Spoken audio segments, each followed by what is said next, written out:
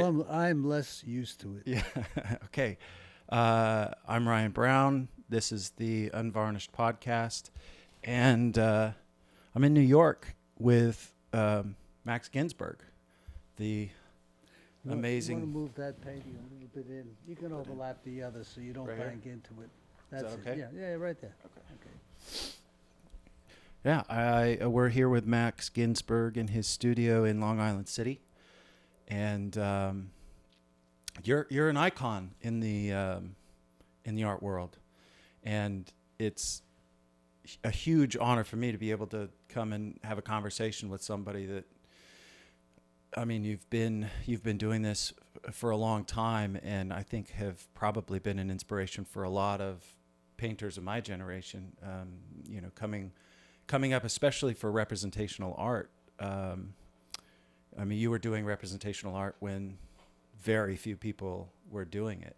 So being able to look at your work as an up and coming artist was one of the very few references I had to look at when I was trying to figure out how to draw and paint. So it's exciting to be here and be able to get to know your story a little bit. So I want to just kind of shut up, maybe ask a few questions, but I'd love to, if you could talk about just your story. But first, I just want to make sure that's recording. Okay, yeah, it's recording.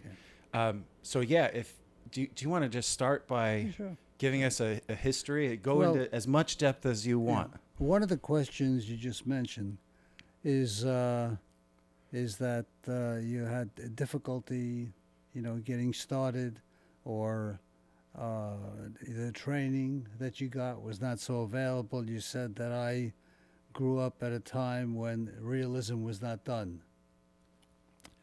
Well, that's true, but not exactly. So that's what I want to address. Yeah. When I went to school, I started in junior high, they thought I was talented.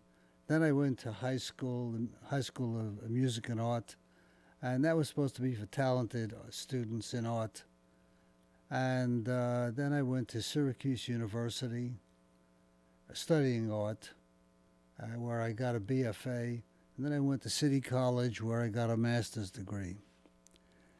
Now, in all those schools, realism was not encouraged. And whatever teachers were teaching any realist drawing or painting were not that good, because the attitude at that time was during a time when modern art was in its heyday, and Right. still is, I think. And so they were discouraging this as if this is not the art of today. And they were discouraging it also in that they really couldn't help you with developing your skills. Right. So that was Because a they problem. came through a system as well that Yeah. wasn't encouraging it, and so it's kind of the disillusionment of all Yeah. the knowledge. Well, when I went to high school, it was the late 40s. And when I went to college, it was the early 50s. And then I went to City College, and that was in 1960. And that was during a time when there was abstract expressionism primarily, and other forms of modern art. But the thing that I think saved me is that my father had studied at the National Academy of Design in 1918. And that's when they were really doing more realistic drawing and painting. If you look at the art of that time, even though modern art was beginning, you still had a lot of painters who were really skilled Yeah. and good. I mean, people like Sargent, people in illustration like Norman Rockwell, who, by the way, studied at the Art Students League. Mm-hmm. Early, of course, before me. He's Yeah. older. And then when you look at his early illustration, you see the influence. Right. So his early illustration is a lot looser and I think more painterly Yeah. than his later work, which I think is tight and not as aesthetically beautiful Hmm. from my point of view. He was influenced by J.C. Leyendecker, who studied in Paris. So there's kind of a Yeah, line of yeah, tradition that goes through American yeah, illustration as yeah. well. Well, Leyendecker was interesting. His drawing was interesting, but he stylized Yeah. quite a bit. In fact, some of my illustrations, I looked at his work to get ideas Hmm. in stylizing. Uh, but I felt that in Norman Rockwell's early paintings, it was a lot more painterly. Because when you start getting, I think when you start getting into stylization, you get away from the subtleties of the realities. Yeah. You kind of bring it into another sense. Hmm. I'm not saying it's bad, but I'm saying it's just, another way of working. And mine is a little more into trying to get the sensitivities of reality that you see. And I'll go into that as I go. But I just want to say that the main influence in terms of learning these skills was from my father. Yeah. Now, he studied at the National Academy of Design from 1918 to 22. And he was getting most of the prizes. He was very talented, very good. But he wasn't very good at speaking. Hmm. So he was not good at political ways of being able to get around, whereas others were, and especially in times of modern art, where how you can put yourself over seems to be the main way to become successful. Right. As Especially opposed getting to, into yeah, later and yeah. Andy Warhol and Basquiat. Yeah. It was almost like an That's early version of the Kardashians or But even among realists, for example, a one of the other students in his class was also a Russian Jew named Raphael Sawyer. And Raphael Sawyer developed into what I call, or what is called, a social realist painter, because he zeroed in on the humanitarian issues of the Depression, Hmm. of people who didn't have enough money, enough food to eat. So, issues like that were important in a lot of his paintings. But I found that his style of painting was not that well drawn from my point of view. I mean, he thought it was well drawn. Sure. In fact, when I first did a portrait, a painting of my father stretching canvas, I brought it over to Raphael Sawyer because, he was a friend and I knew him, even though he was my father's age. And, and he liked what I did, but it was a little crude. But what I'm saying is that I think in terms of looking at the reality of the issues in the world regarding people, he was an influence on me. Yeah. Just like there are paintings I did that were anti-war, and people like Picasso were an influence. Yeah. Because at that time, I remember so many artists were saying, my art is above politics. So then I look at Picasso, his Guernica, Right. Right. and I see that that was an issue that moved him Mm-hmm. quite a bit. See, and I said, well, if he could do that, then I feel, it's that this politics is not above art. Yeah. And throughout history of the old masters, you saw where they deal with a variety of issues like that, Yeah. which I'll talk about as we go. So, Can I ask? yeah. On the note of your father, I'm so interested in this period of time, early 1900s, where there was a transition from, especially in America, a transition from such a rich tradition of painting that kind of, in my opinion, reached its pinnacle in the naturalism that kind of grew out of Paris, which a lot of Americans were a part of. And it got to a point where painters like Frederick Church, Albert Bierstadt, in their later years, who were once so incredibly celebrated, became as much as they were celebrated, unpopular later on. And I just can't imagine the psychology behind that as a painter, to go from such acceptance, wide acceptance and celebration, to the complete disdain of the exact same work only maybe 10, 20 years later. Did your father ever talk about, as he was painting, especially in New York, where it was kind of the epicenter of this huge modern movement, did he talk about, was there frustration apparent in how his work was received? Was in the circles? I'm sure the representational artists of the time probably held together pretty tightly, but do you remember him talking about that? Was there any frustrations among the artists during that time? My father was not much of a talker. He would just dismiss a lot of work that was badly drawn or abstract. And sometimes he would like aspects of the somewhat abstract pieces, but he didn't talk about it.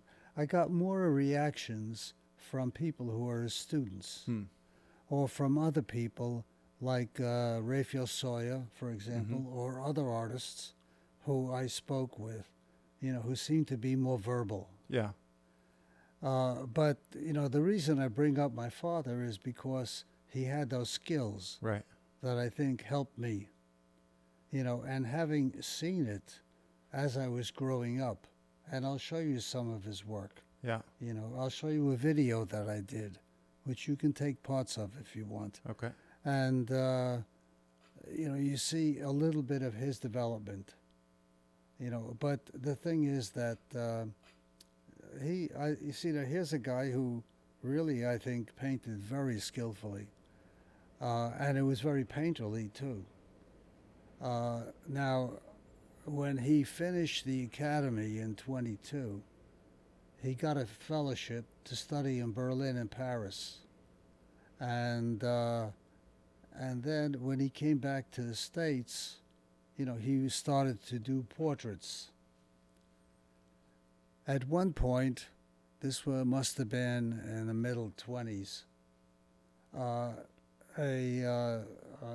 somebody told him that at the movie industry, they need artists who can paint portraits and head studies of actors. And they said, go over there and show them your work. And they said, if they ask you how much money you want for it, you have to say $150 a piece. Because he would have said $5 or $10. That was a lot in those days. Yeah. Especially if you're just a poor immigrant. Right. So he did what he was told, and they gave him a photograph, and he started painting them, and I'll show you some of those. And of course they liked it, and he was doing practically one a day for 4 years. Wow. So then he felt it was already 1929, the year of the Depression. Right. He decided, I'm going to stop this. I just want to do my own painting. So he started to do his own painting and stopped that. And then it was a little more of a struggle to get your portraits that you wanted. Sure. And so on. But, and then he developed, that way, just doing portraits, essentially. So in terms of influencing me, see, it was more his manner of painting and the skills Yeah. that were an influence, even though he agreed with my point of view about the world and people. he didn't really paint about it from that manner. See, as I was saying, this other artist, Raphael Sawyer, was more of an influence Yeah. in that respect. In terms of subject Yeah, matter. yeah. Yeah. Now, regarding something you mentioned before about the turn of the century, uh, the Ashcan school, was the beginning of this kind of thinking. Mm-hmm. Even though there were so many 19th century painters who were very socially concerned, and these were some of the people who I revered, who I thought were great, for that reason, but also because I think they did good painting. Yeah. And but the Ashcan school painters seemed to object to painting just the aristocracy, right? They wanted to paint real life Right. and the life of the people. But at the same time, they were rejecting the skilled reality Right. of these painters who painted the aristocracy, Yeah. And so if we look at the Ashcan school painters, they were a little more crude. Mm-hmm. I think maybe influenced in part by, similarly in Paris, when Manet and Cézanne started to come around, it started. They were doing a lot of genre paintings, painting in naturalism, Bastien Lepage and L'Hermite, painting everyday scenes, and Fernand Pelays, painting. The homeless, painting No, I know what you mean. the downtrodden, painting Well, Julien Dupré with his the milkmaids and the artists cows. like L'Hermite Right. and you mentioned a few others, Lepage or something. Yeah. But L'Hermite and Millet, people like that, I think were on a level that I liked. Yeah. Whereas some of the others, like Cézanne, Right. Yeah. Once or it got Van to Gogh, Manet and Cézanne, it just kind of their skill yeah. was, I think, pretty bad. Yeah, Cézanne for sure. Yeah. And the Ashcan school, I don't think diminished quite as much as Cézanne did, but Yeah. it started to kind of get a little bit more brutal with Manet, and I think maybe there was some back and You're forth right. influence there. And with people like Degas, where I like a lot of his paintings of Yeah. dancers, but yet when you look closely at some of the work, they didn't observe form. Yeah. See, now as trying to be a realist painter, I feel it's important to observe form. Right. And so I was critical of that. So when I teach every now and then, I remember once I was talking about Degas' work, and I was showing this painting that he did of some women ironing laundry, or washerwomen, I forgot exactly. Yeah. But they were, I think, ironing. And the way he painted their arms, the hands, you can see it was just badly drawn. Right. Was not observed. So these were the things that I noticed in the work that became more and more accepted in the modern world. Yeah. Whereas people like Millet or L'Hermite and a bunch of others were not. Yeah, they were See, and yet those were, impeccable with their draftsmanship. Right. There was this Danish artist who I thought, what do you know his name? I forgot his name now. It'll come to mind. Or some of the Russian artists like Repin. Right. See, these were the people I admired. Yeah. And I also admired them both because of their realism in form, but because they were tuned into the real life of working people, Yeah. not just the rich. Right. You see, now you can see why I would be interested in that and how that affected me in my own painting. Yeah. And then later on in the early 20th century, somebody like Kathy Kollowitz became an influence. Yeah. Although her work was more drawing. And as you're going through school, you have your father's influence, along with some of his friends, but you also have the influence of your teachers and the school and the environment and the culture that you're in. Were you just obstinately stubborn, or just there was a purity of intent there with your love of representation that just never gave you another option? Did you feel like did you ever feel tempted to fit into the culture that you were surrounded by, or were you just always consumed by the Yeah. representation and you didn't care? No, I was tempted. I was tempted because, like everyone, you want a certain amount of acceptance. Yeah. But yet, at the same time, it's a battle. You want to stay with your integrity Yeah. and your feelings about what you think is right. So there were times when I said, hey, maybe these modern guys are right. Maybe there's different ways of looking at art. So, of course, this became a whole battle going through school, colleges, and so on. You ask if there were any influences in the colleges. I would say that none of the people in the colleges influenced me except one artist. He was a he was a sculptor. What was his name? He was a sculptor from, what's this province of Yugoslavia that's on the Adriatic? I don't know. Oh, okay. Is it near Yeah, Croatia? Croatia, that's Okay. right, Croatia, right. He was from Split, and he was a wonderful sculptor. And he was teaching at Syracuse University. His name will come to mind.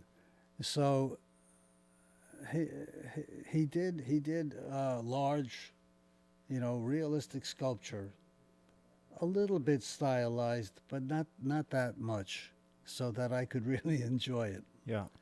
And I felt it was inspiring to see his work Yeah. because it was closer to what I wanted to do. And so I took a course with him because he was in the school, even though I majored in painting and illustration at Syracuse. But I found it was very helpful. He would come in. He had a beard, and he always smoked. And he couldn't speak English. He only spoke Croatian or Italian. But I found he communicated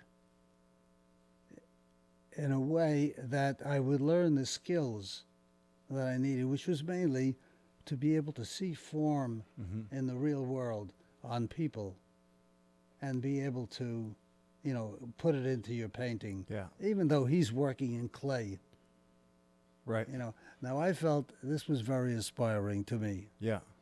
And so... Well, learning to see form sculpturally is probably the most useful thing as a draftsman because everything we do is an attempt to create the illusion of volume. Yeah. So being able to consider the form in 3 dimensions is necessary to trying to paint it that way, right? Well, I would say the main point is that maybe, of course I'm kind of joking, is that maybe like my father, he couldn't speak English, but my father didn't speak well. Yeah. He had a Russian Jewish accent, and he also stuttered, so he couldn't get his ideas across verbally. But he got his ideas across in painting. In painting, right. You saw the beauty of his work, and that's what affected me. Yeah. And also I saw the way he put his paint down. Of course, with my father, I was able to see how he put the 3-dimensional aspects into play on a 2-dimensional surface. So, of course, it's, understanding perspective. Yeah. But it isn't just that. It's being able to see the actual happening in the perspective Right. of that particular subject.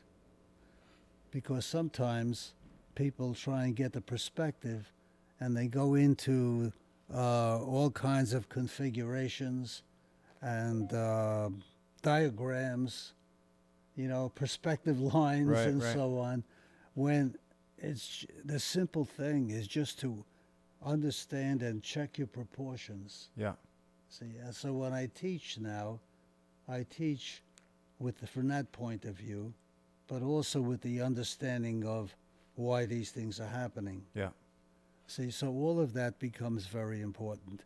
And in teaching the perspective, let me see now. For example, see in that painting over there are parts that are foreshortened, Mm-hmm.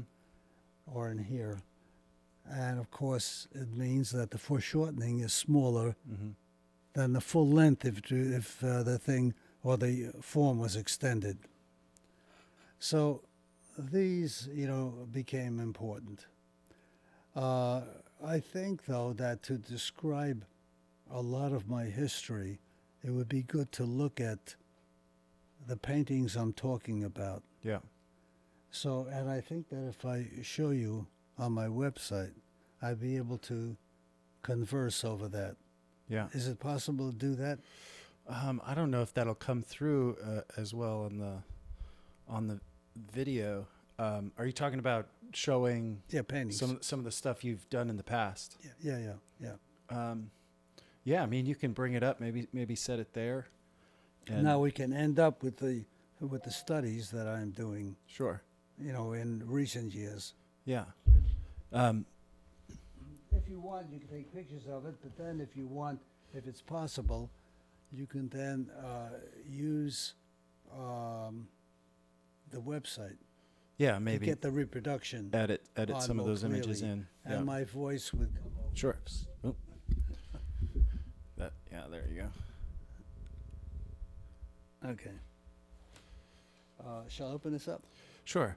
And so when you were developing your, as an artist, and then you come out of school, you're in New York. Did you have a community? Was there artists around you that you felt a kinship with, that you interacted with, that you got together and painted with, or gave critical feedback? Because I know there was a pretty strong group of people from the Art Students League. What was his name? Is teaching anatomy there. I can't remember his name. He did a really nice series of videos, anatomical videos. I'll remember it later, but I know Burton Silverman, Harvey Dinnerstein. There was a pretty strong group of figurative painters, a lot of which Burton Silverman, Harvey went down in the '60s and did the Montgomery bus. the Montgomery drawings, which I've seen, at Burton Silverman's studio, and they're unbelievable. Did you guys interact? Was there a group of you that interacted? And so, do you feel like that gave you some validity in the midst of the insanity of modernism and everybody probably looking down on you for doing something Absolutely. so passé? Did you feel like there was a group that Absolutely. you kind of held together and nurtured each other and held each other up? And Well, when I was younger painting, I was in my 20s, early 30s. I did look around for various artists who were similar. Can we Is that hold this a mine? minute? It's my phone. oh, it's yours. Okay. Yeah, can I go answer ahead. it? Go ahead. Go ahead. Can you pause this? Yeah. We'll cut that. Hello? Is regarding your vehicle service contract. Oh, God. Our records indicate We got to keep that in. We all get that call every day. That's crazy. Now I'm expecting a call from my mechanic who's supposed to call me back, and I couldn't understand. It said equity, so I don't know. And are we on now? Yeah. Oh, Go okay. ahead. Oh, you can edit these things. Sure. Okay. No, at that time, I was trying to do a lot of painting like that, and I wanted to get into galleries. And were there galleries? Was there yeah, an outlet? yeah. Because it seems like again, I don't know. I wasn't there, but it just seems like there was such a heavy-handed culture of not just modernism, but extreme anti-representation. Oh yeah, there was. But There you was. still had outlets. There were still galleries and collectors. Yeah, there were some in New York City where they had some more of an interest in realism and dealing with a subject matter that was true and about ordinary people. One of them was the ACA Gallery in on 57th Street.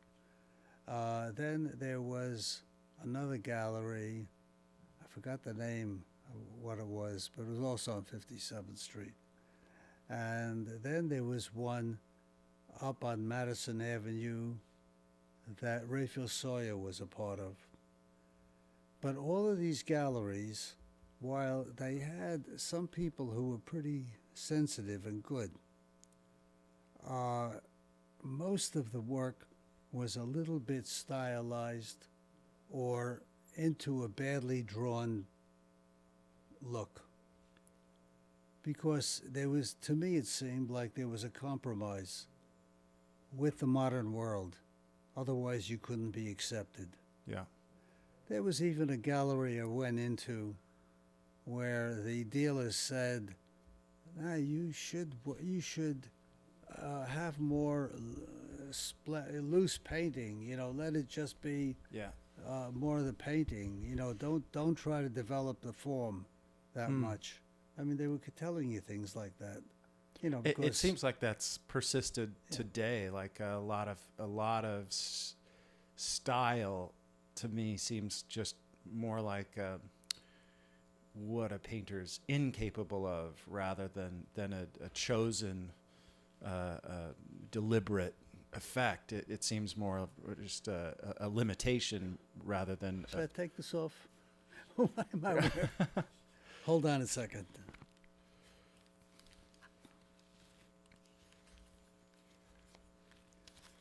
Yeah, and it seems like that can be celebrated quite a bit. The defects as almost, it seems like it's almost assumed that this is a deliberate stylistic choice rather than just a glaring inability.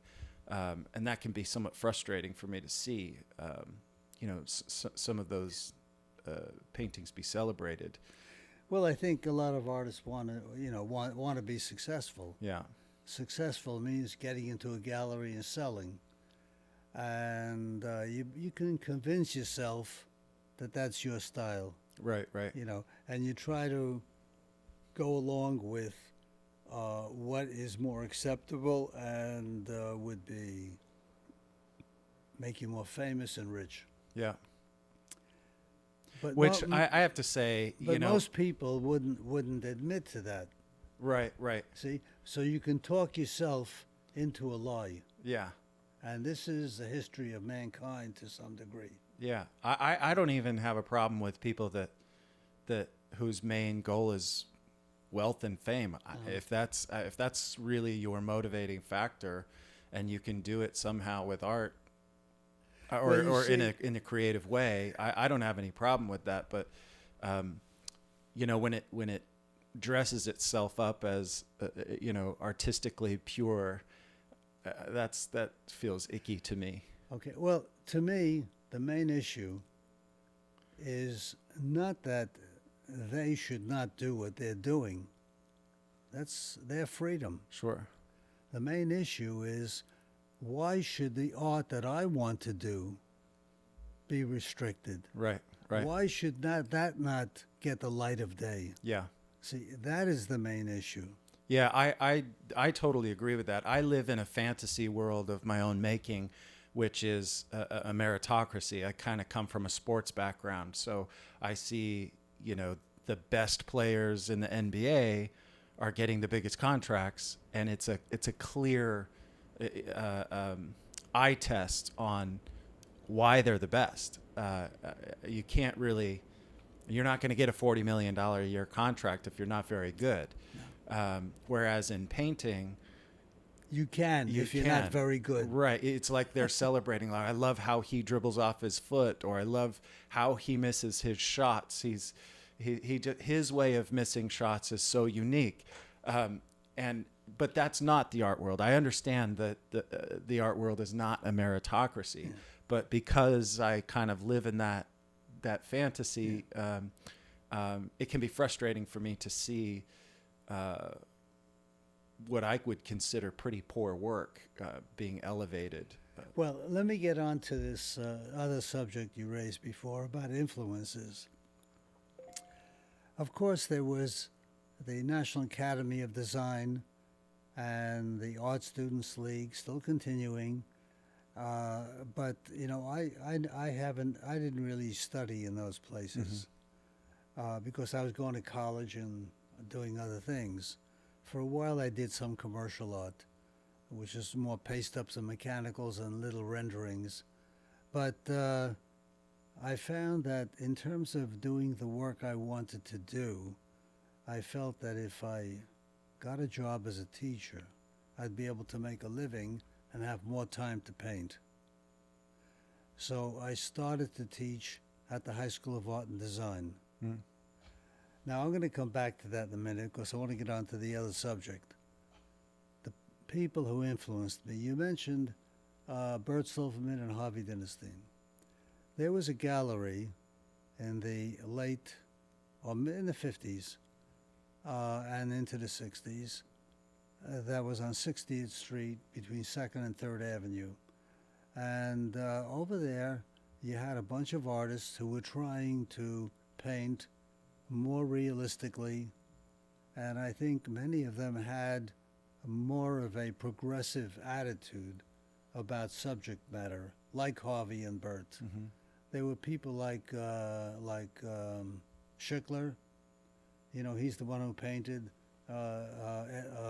Kennedy. That's in the White House, the portrait, and he did some marvelous paintings.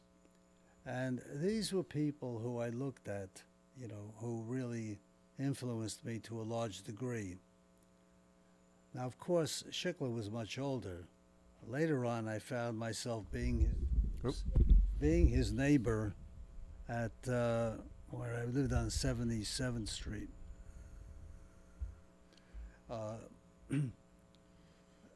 And, you know, I found his work very intriguing, very beautiful.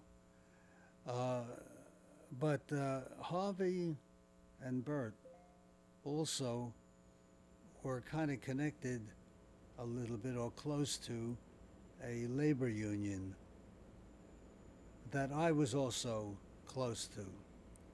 My mother was a pharmacist in a hospital, and she was trying to build a trade union to benefit the workers in the hospital.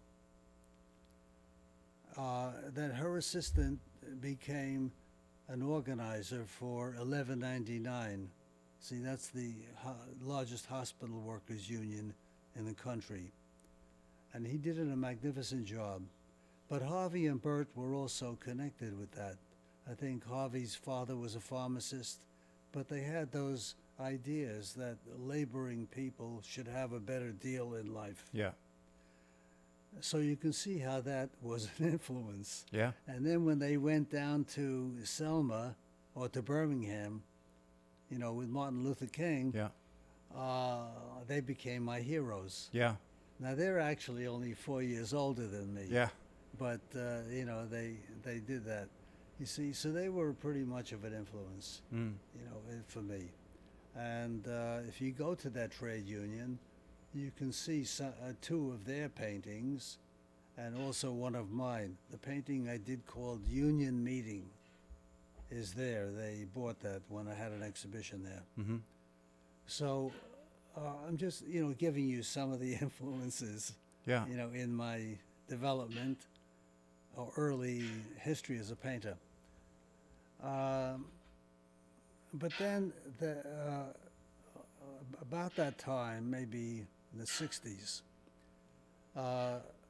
There was a gallery on Long Island called the Harbor Gallery, and that was in Cold Spring Harbor, Long Island. And so I heard about that, and I brought my work, and they liked it, and they began to sell it. Apparently, there was a lot of people in Long Island who liked paintings that reflected real life, Yeah. not simply academic studies in a studio. Sure. So, so that was good. Now, there was some other painters there who got involved. One is this landscape painter who's now in New Mexico. Forgot his name. He's got a beard. He was very boy. good. He was a very good painter. I'm not sure. Yeah, it'll come across in my head. And he was from Brooklyn originally, but then he went out to live in there. Then there was other artists like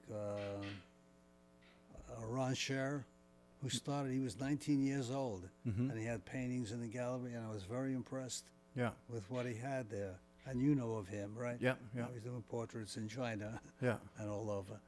And so these were a lot of my influences, but the fact that I was in this gallery gave me a little security, to be on the map. But I still kept the job as a teacher. Yeah. See, I was teaching at the High School of Art and Design from 1960 to 1982. Okay. Was there any interaction with Ives Gammel or any of that group? With who? Ives Gammel? I've heard the name. Now, he was much more academic, Yeah. Yeah. and he didn't have the Sala Prima Right. approach, Right. and his drawing was not all that I think that good. It was more he was sticking with that formula, Yeah. but he didn't. I don't think he saw that well. Hmm. But in fact, I gave a workshop a number of years ago. What was it? I forgot now. Maybe less than 10 years ago at the at that school in Italy. What's the one you went to? Florence Academy. Florence Academy, yeah. Yeah. And I was impressed with some of the people who taught there. Yeah.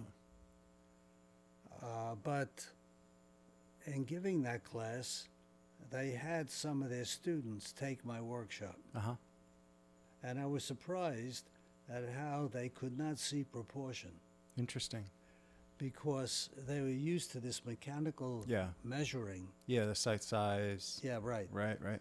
And somehow, that didn't come that easily Yeah. to them. Now, maybe it would have if they had continued to study Yeah. with me and they would have picked it up. But I was a little surprised by that. Hmm. But it was, it was inspirational to teach a class there. Yeah. I like their setup, their beautiful skylights. Yeah. You were there, right? So you know it. Yes. were you there What year more did recently? what year did you go? I did you think it teach? was less than 10 years ago. Okay, because they did move studios Yeah, relatively they went to another recently. place. Yeah, beautiful new studios. When I was there were 4 different buildings, and there was great light in in the advanced building. Did you, when you were teaching through high school, did you find that what you were teaching was well accepted?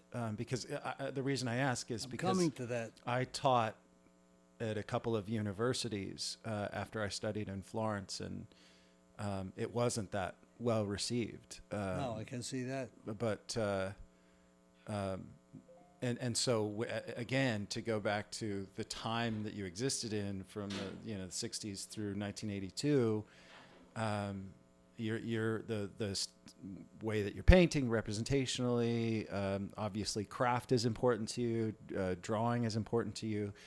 And I can only imagine that that's what you're trying to pass on to students. How was that received by other faculty? Yeah, the whole story there. Um, when I was painting there in my class, I shared a classroom with another artist who we became very close friends. His name was Erwin Greenberg. We called him Greenie, and the students loved him. Now, his painting was much more dealing with composition and mostly watercolor. And he painted a lot of landscapes, but also did figure work too. But mine was more oil painting, you know, with figure development, and it was more realistically painted. But in the course of teaching, we felt that there was not enough emphasis on working from life. See, in various classes, people work from life, and you would do something here and there, or you'd have your class come in a few times a week, you know, and for maybe, what was it, an hour or less. But we felt that there should be a more serious approach. So And this was at the high school level. at the high school. Okay. So this was in the 19 late s- no this oh so in 72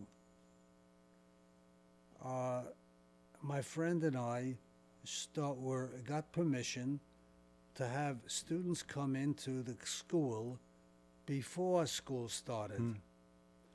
So they would come in at 6:30 in the morning and paint until 8:30. Wow.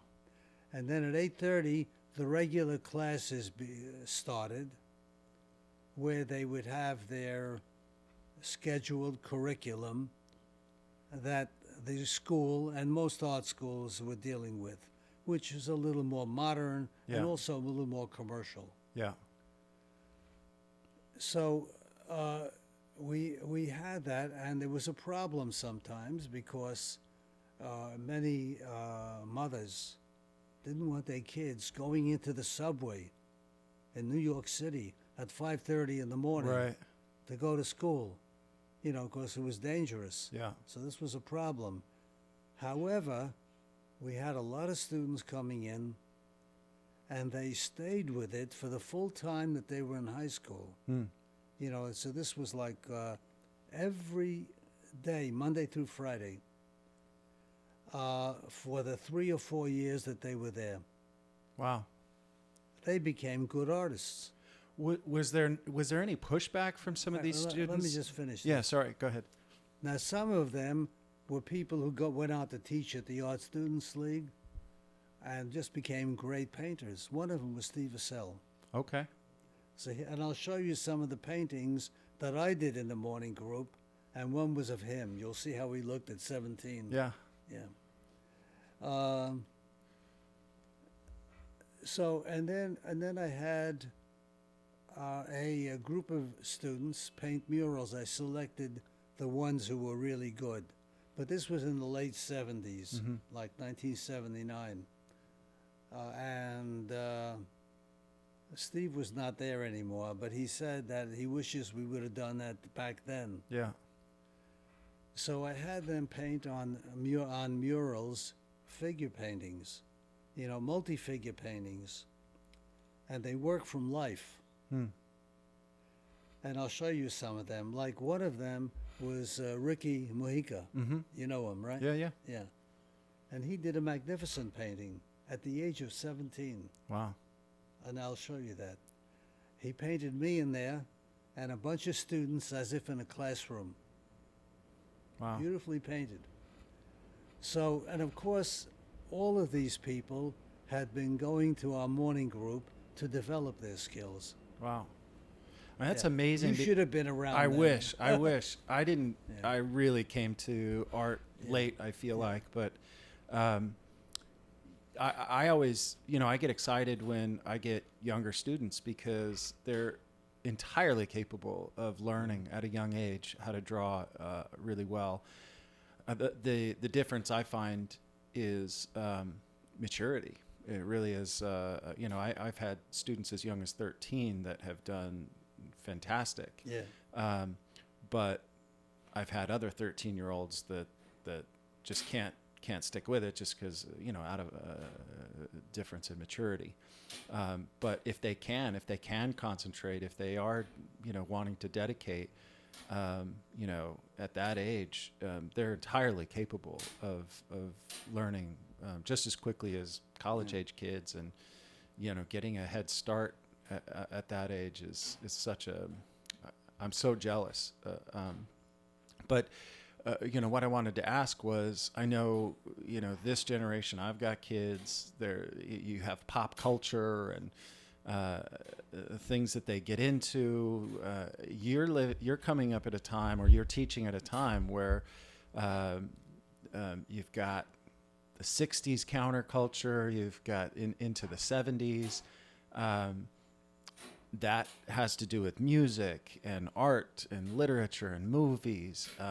Was there any pushback from students that just didn't want to have anything to do with representation? They wanted to fit more into the pop culture of the time, the Andy Warhols, the Basquiat, the other painters of the time? Or did you find just really eager minds that ate up what you were giving them? Well, many students who were just not interested just didn't take our classes. Yeah. And some of them were more interested in the commercial aspects to make a living, like fashion, Sure. or architecture, or photography, or just advertising design, And you had a number of people like that. But the ones who came to my class were more interested in fine art, in painting realistically. Some also felt, being interested in illustration, that this was a good way to go, because you really got a better foundation. Yeah. Developing your skill for several years every morning, that's quite a bit. Yeah, and the a thing lot. is that this was an opportunity that was not available to most Right. students at that time anywhere. Anywhere. Yeah. Anywhere. Because the schools were all influenced by modern approaches to Right. art. Do you feel like New York, and I guess this is maybe a larger question, but New York being so big, it just allowed for that opportunity? Oh, because I just you had- remembered the name of that sculptor, Mestrovich. Nice. Mestrovich. Okay. Got it. Ivan Mestrovich. Um, That's Croatian sculptor. Yeah. Okay. Okay. We'll have to look him up. How does New York influence what you do, or living in New York? The museum, access to museums, the great works of art, the culture, the city itself. How do you feel like that maybe helped or hindered what you were trying to do? Oh, I think it helped. To a large degree, the fact that they had the old masters around in the museums, was a big help. There were various museums that had more of certain kinds of work that I found very helpful. For example, the Brooklyn Museum had a lot of Orientalist painters, and these guys were good Yeah. in terms of their skill. Right, Jerome Jerome and Yeah. within that Yeah, vein, yeah, those people yeah, that went to yeah. the Middle East and Yeah, well, he was much more rendered, but there were others that were much more painterly. I forgot their names, as you see. My names will pop up yeah. as I go. But I felt these guys were great, and some of them were even people who I think may have been teaching at the Art Students League early on. Yeah.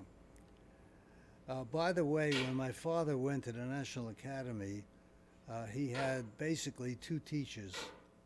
One was Charles Hawthorne. You may have heard of him. And he was, I think, an Ashcan school painter, but he was a bit more skilled than most of them.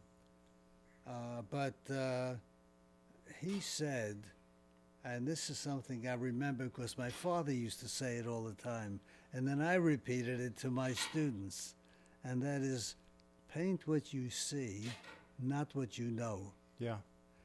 And to me, I felt this was so important. This was not to cut them short in terms of any imagination, Sure. but this was just to be able to see the beauty of real form in front of you. Yeah. That to be to distort or not be able to see the form because your drawing is bad, Yeah. is not creative. But sometimes people said, oh, if you said your drawing is off, and they would say, well, my work is creative. Yeah. I don't just copy. Yeah. That's nonsense. Right. Yeah. But the thing is, if they want to do that, fine. They should have the freedom to.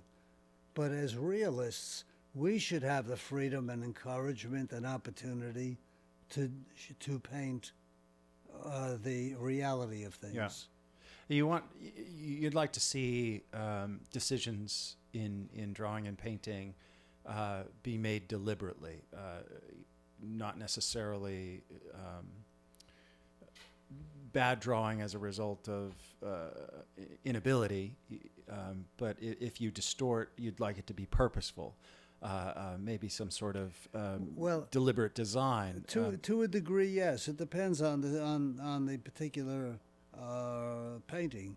Yeah. But I think very often, as you're painting and you're using your brush, sometimes accidents happen, Yeah. and you didn't exactly plan it, Right. but it looks good. Stay with it. Yeah. It can't be just a mechanical dry rendering. Yeah. Yeah, I go back to Burton Silverman's drawings, which to me are so beautiful and full of life.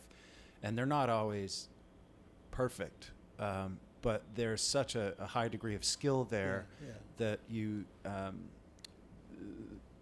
they're not deficiencies, they're allowances, I would say, maybe. And there's a big difference between the two. Well, the beauty that I find in Bert Silverman is that he really expresses the character of the people, Yeah, yeah, the personality. yeah. See, that comes across very well. Right. Now, sometimes people who work more modern or differently might be able to get the character of people, but somehow this seems to be more real, more convincing. Yeah. Who is this English portrait painter whose work is very heavily brushed? He's got the same name as a French scientist. Is he living? Yeah. The scientist is dead. Oh, I don't know. Okay, it'll come to mind. It'll come to mind, and I'll tell you. I only know a few British portrait painters. One of my favorites is Jamie Korth. He's a young guy. Oh, I don't know. No.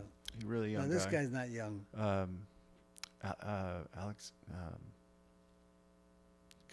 Rupert Alexander is another one that's I don't know. fantastic. I think he's painted the Queen, Oh. among others. Those are two that I know currently. So in terms of, I guess when you're talking about your early interests being influenced by painting the average person, the laborers, you've definitely done that in such a beautiful way. You're not painting snapshots like you're just photographing a couple sitting on a bench in Central Park and then coming home and painting that, but you're painting incredibly well composed works of everyday life on top of doing more political works, protests, bread lines. What's the theme of this? Is this a... That I called unemployed online. Yeah. Themes like that. They used to be somewhat popular in the 19th century. I don't see Right. hardly anybody Well, the painting that 19th kind of stuff century, today. Artists are responding to the Industrial Revolution. Yeah. And they're responding to a lot of the social thinkers of that time, Yeah. you know, like Zola or even Karl Marx Yeah. or who's this, the leader of Tolstoy. Mm-hmm. You know, Repin was certainly influenced by him. And these people had a feeling of that the ordinary working person is getting screwed. Is that okay to mention? Oh yeah, Wrote that right of down. course. Yeah. And that you know, we need to have a better deal for them. See, and that's why in some of the paintings we mentioned, you know, I portray that. I'll tell you, I think it would be better if we can have the pictures in front of me. Yeah, and I then- would like and then to. I would refer to them. I'd like to walk around and maybe film you talking about Well, you individual can, paintings. except that it's easier when you have the various paintings, and many are not here, Yeah. that I'd like to refer to. Yeah. And Refer then to you them. can edit it. Yeah, at a I later can maybe time. edit that together. Yeah. But I don't see really that you have any peers in this genre. I know like Burton Silverman has some great. He did a couple of series, Italian paintings of average people on the street and people riding bikes, and he did a whole series of strippers. He did paintings of people in Central Park. Richard Schmid had a number of paintings of average daily life. Daily But- life. I mean, farm life, But you're not. landscapes. Yeah. But you have something different in that there's a social commentary. There There's is, yeah. That's why I mentioned Kathy Kolowitz. yeah. It doesn't seem like, or and maybe it's just that I'm not aware of it, that there's a lot of painters attempting to do that at all, which would make your work stand out even more as unique. That's why we have to talk about it with the pictures in front of us. Yes, feel free to pull them up, and then I can always try to pull them off your website and maybe superimpose them over the conversation. Do you know? Are you aware of many painters that are attempting some themes like this, more socially, surrounding more social issues? To some degree, yes. I mean, even I've seen some things that Steve Assel does, Mm-hmm. where he's dealing a little bit with social issues, but he's also a little more into, the individual feeling Yeah. or the individual issue, like the issue of death or people in his family, or dealing with like a wedding where he even says at some point that he is the bride. Hmm. I mean, it's a little more internal. Sure. See, whereas I forgot the word. There's another word for that. When you're more into your own stuff. Whereas I'm more concerned about looking out at Yeah. life. Of course, I'm trying to express my feeling. Right. But like when Millet paints those 3 women farmers Yeah. in a field, and it's so powerful. Right. Millet, he's expressing his feelings. Yeah, it's his But, observation yeah, of the world right. around him. But this is about other people. Yeah. I mean, you're not really the center of the world. Right. Right. So it's a little bit like that. Let me see. Let me pull up my. And just so anybody that would watch or listen to this can find that, Yeah. it's just maxginsburg.com. Yeah. Then I have another website called Ginsburg Illustration. ginsburgillustration.com. Yeah. Okay, so people can find, Yeah. they can take their Yeah. time and look that up. do a deep dive into Yeah, okay. all the Now, work you've here, done. What's interesting to me is, and I try to talk to my students about it as well, you're not just doing figure paintings where you set up a model, you have an interesting character, and you're doing a nice portrait of them. Excuse me. There's Would you like some water? I'm okay. I've got some if I need it, but you're thinking more deeply about every aspect of the painting and how it stages the overall concept. And this is really important because I coming from an academic background, I feel like that is a huge part of the conversation that they don't discuss is context and narrative and how to stage a painting that is inclusive of all of these broader ideas that lend itself to this concept. And so, a lot of, especially, excuse me, coming from the academic, it's a single head or single figure with a dark background, and there's not much beyond just the representation of a portrait or a figure, beautifully rendered. But every aspect in the paintings that you're talking about has a purpose, and it plays to the larger concept. And I think that's something that's so impressive about your process is Well, thank you. everything's well considered. Let me go on. I'll go through all of this. Okay, so now here, this is a painting in 1968, and this is at the end of the Vietnam War. And here I was concerned about the issue of these guys who serve in the army, and if they're not killed, they come back, but they don't have a lot of opportunities, Right. jobs and so on. So it just seemed,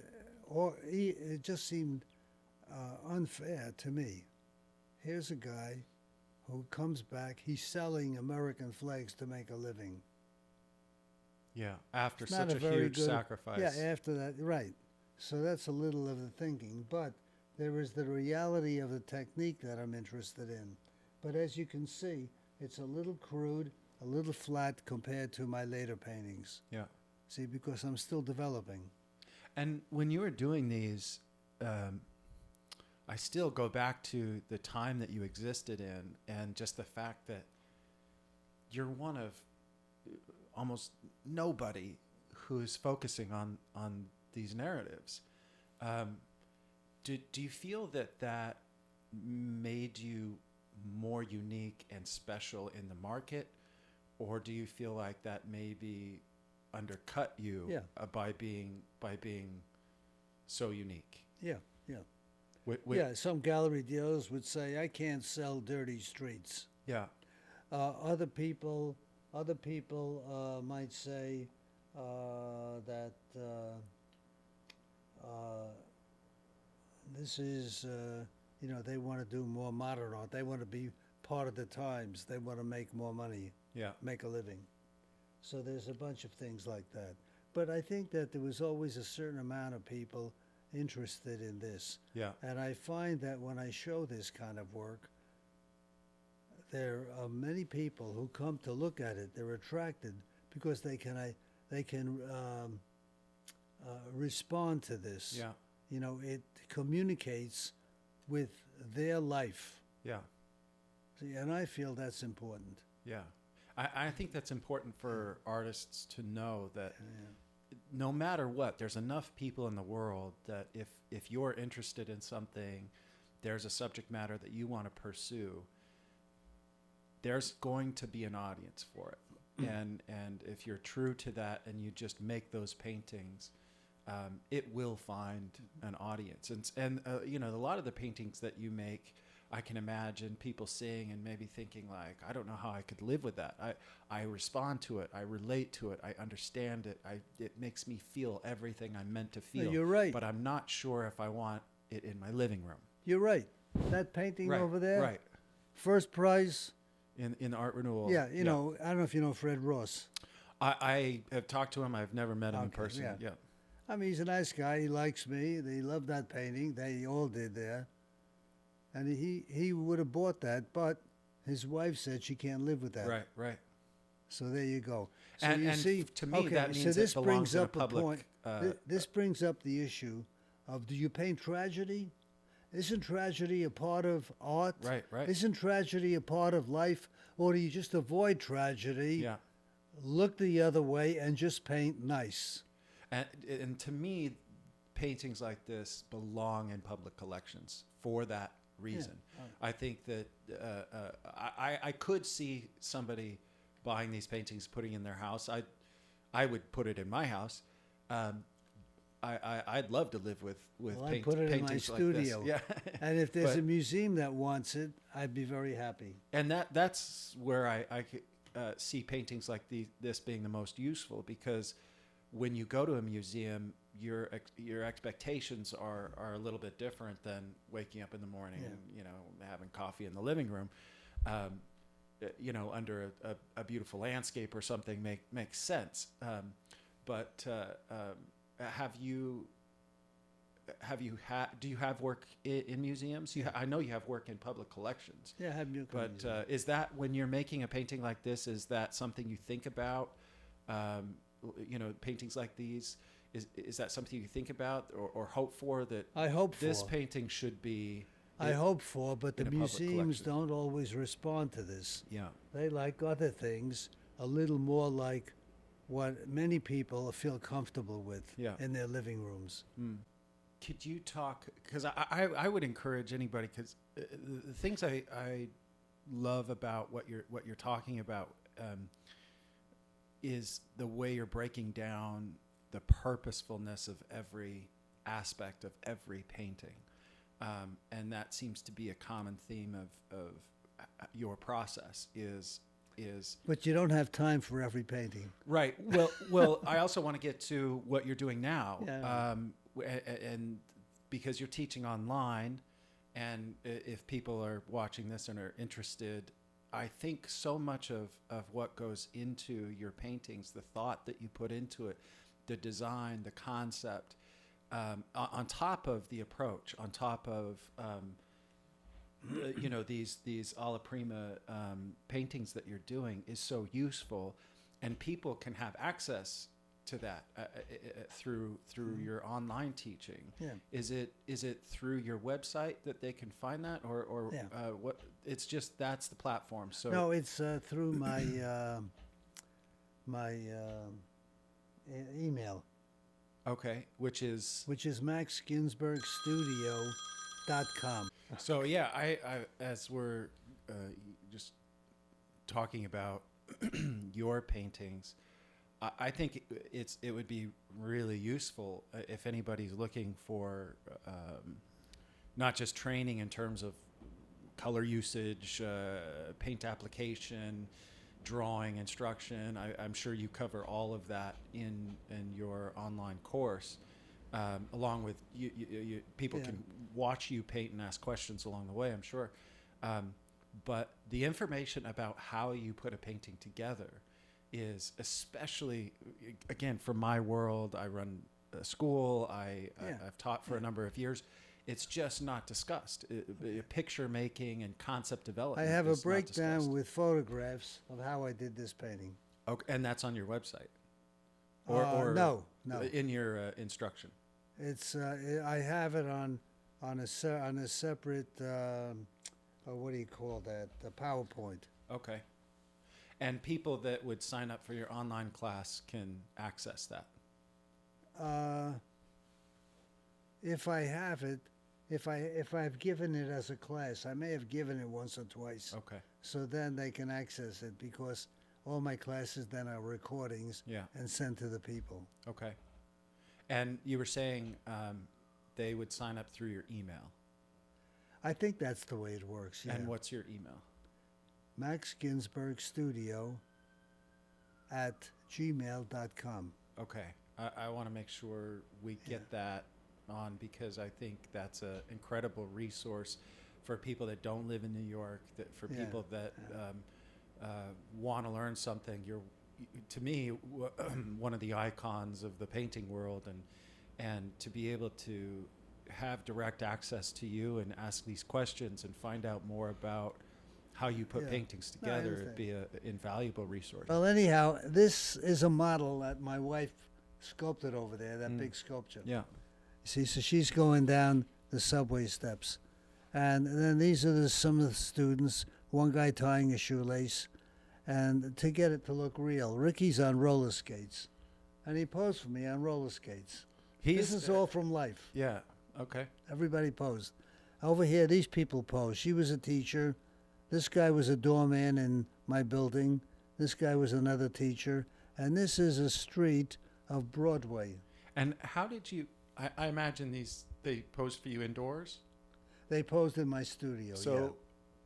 It was not here. when This you is when I had a studio on 70 in my house on 77th Street near the Museum of Natural History. so when you painted this, because the painting feels outdoors, and I know a lot of people, or I've seen a lot of paintings where people will paint a model in the studio and then put it in an outdoor setting, but they're very incongruent.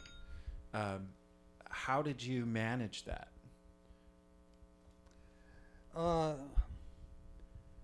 Well, I would just have the lights and darks. See, it was actually, I didn't have a skylight. It was an overhead light, lamp. So then I was able to get the lights and darks you can see on the people as if it's coming down that way. And then also there were the shades. But I think also in the street, if it was sun, the shadow would be darker near the person and get a little lighter as it goes away. So a lot of that was estimated too. Right. Newspapers, I'd get bundles of newspapers and paint them from life. And I'll show you other paintings also, or the paper on the floor. I put in these shadows for compositional reasons. I thought it would look better. I was concerned about lights and darks and lights. So these figures are against a darker background. She's lighter against the darker background. But these people are more in the shade. I mean, by just the darks of them stand out against the light of that newsstand. Yeah. See, so all of those things are considered. I guess we could just wrap up. Thank you for letting us come to your studio and taking so much time to it's my pleasure. talk about your work. Well, Again, I just want to remind everybody, whoever's watching this, that you're an available resource. Not only can we go to the website and appreciate your work, but you're available as a resource through online teaching, and so people can reach out to you through your email, and hopefully. Okay, but take in relation advantage. to all that, I just want to say it's important to understand that my attitude about teaching, giving to students, explaining things, is the same attitude I have in my painting. It is socially concerned. So in my painting, I'm not as concerned about shapes and colors and values as much as I am about humanity. Yeah. See, so that's the main issue. But the others are used as a way of expressing my ideas. Yeah. Yeah. But it has to be aesthetically, oh, shut up. It has to be aesthetically convincing, Right. aesthetically meaningful. Yeah. Yeah. Yeah. Well, thank you so much for. Oh, you're welcome. Letting us Let come. me get my phone. It's ringing again.